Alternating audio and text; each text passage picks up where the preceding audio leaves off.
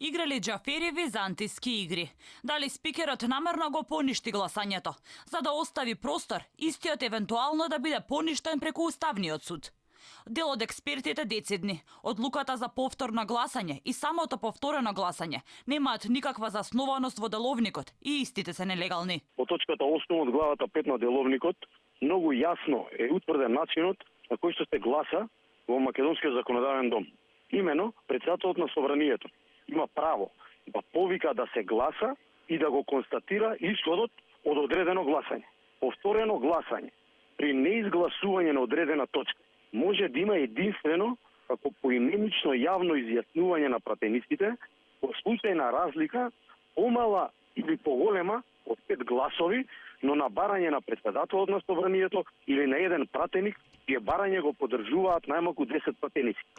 Ваква е постапката и вакви се одредбите од деловникот на собранието.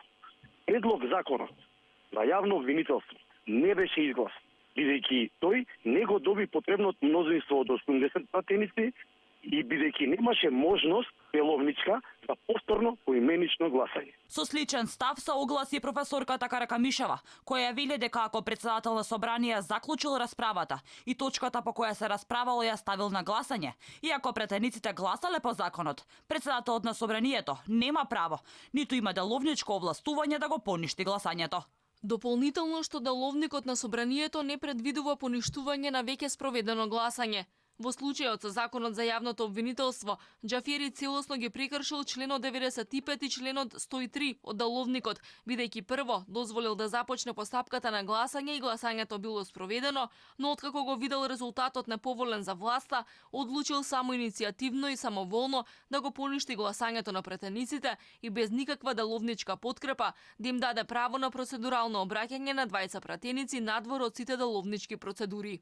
Професорот Апасиев пак апелира до меѓународната заедница да реагира за начинот на носење на законот. Системски закон за јавно обвинителство, предложена техничка влада која има мандат само да спроведе регуларни избори, за кои што требаат најмалку 80 пратеници, се носи по скратена постапка, со шверцерско европско знаменце, и тоа со 74 гласа. Само и само да се амнестира зајав од кривично гонење после изборите, пиес, еу, кале, прибе, бекнете нешто бе? Ке ни снема лента. Инаку законот за јавно обвинителство беше изгласан со 80 гласа за, но откако првото гласање, на кое 74 пратеници гласаа за, беше поништено.